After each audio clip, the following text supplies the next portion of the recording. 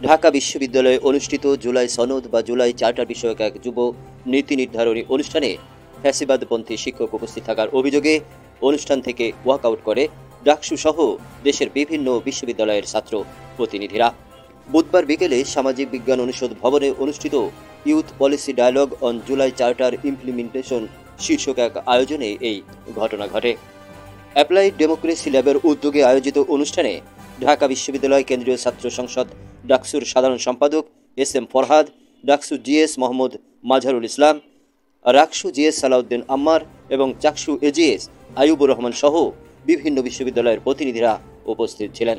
অনুষ্ঠানের শুরুতেই রাষ্ট্রবিজ্ঞান বিভাগের অধ্যাপক ও অ্যাপ্লাইড ডেমোক্রেসি ল্যাবের পরিচালক মোহাম্মদ আইনুল ইসলামের উপস্থিতি নিয়ে আপত্তি তোলেন ছাত্র প্রতিনিধিরা।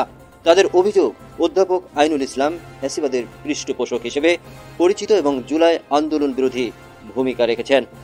ডাকসু সাধারণ সম্পাদক এস এম ফরহাদ বলেন, আজকের অনুষ্ঠানে যারা অংশগ্রহণ করেছেন তারা সবাই জুলাই সনদের অংশ, কিন্তু কোনো শিক্ষক বা শিক্ষার্থী যদি জুলাই বিরোধী অবস্থান নেন তার উপস্থিতি আমাদের কাছে মোটেও গ্রহণযোগ্য নয়।